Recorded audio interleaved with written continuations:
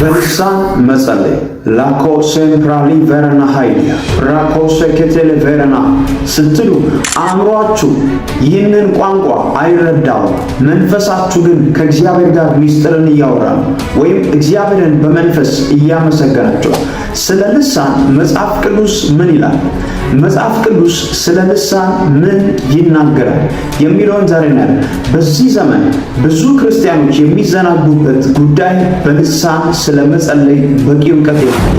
አንዳንዶች ሲያሾፉ፣ አንዳንዶች ሲንቁ፣ አንዳንዶች ደግሞ ጥቅሙ ገብቷቸው በልሳን ሲጸልዩ ትመለከታላችሁ።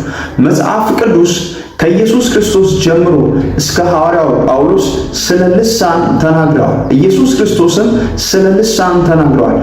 በእኔ የሚያምኑ እነዚህ ምልክቶች ይከተላቸዋል። ማርቆስ 16 ጀምሮ 16 እስከ 17 እነዚህ ምልክቶች ይከተላቸዋል።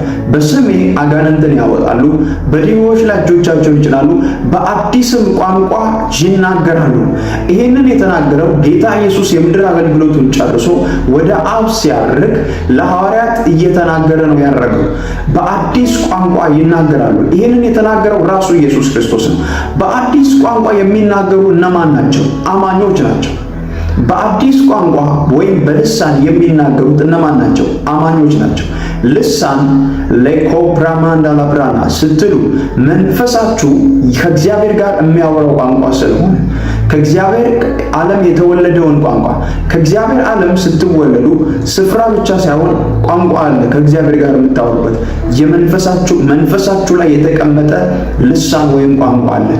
አእምሯችሁ ይህንን የምታወሩበትን ልሳን አላስተዋልም ማለት አይጠቅምም ማለት አይደለም። አንደኛ ቆሮንቶስ ምዕራፍ 14 ቁጥር 1 እና 2 ላይ የሚለው እንደዚህ ነው።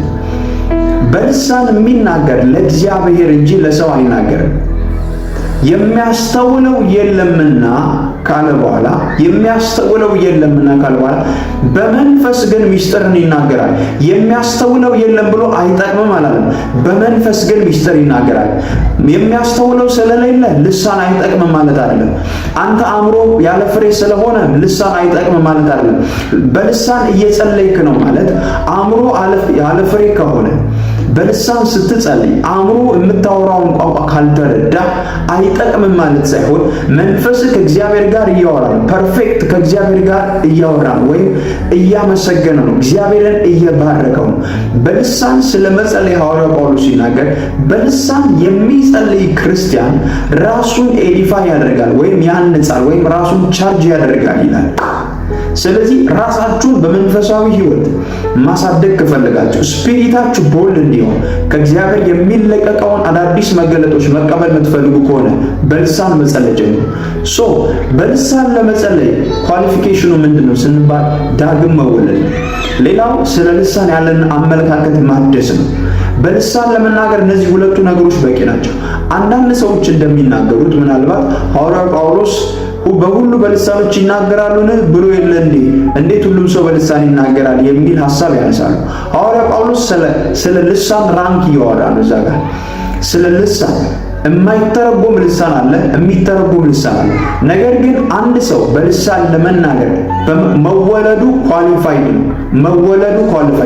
በጌታ ከሆነ ነፍሱ በጨለማ እውቀት ወይም በሃይማኖት እውቀት ተጠቅጥቆ ስለ ልሳን ያለው አመለካከት የተሳሳተ ከሆነ ልሳን ሊሞላ አይችልም።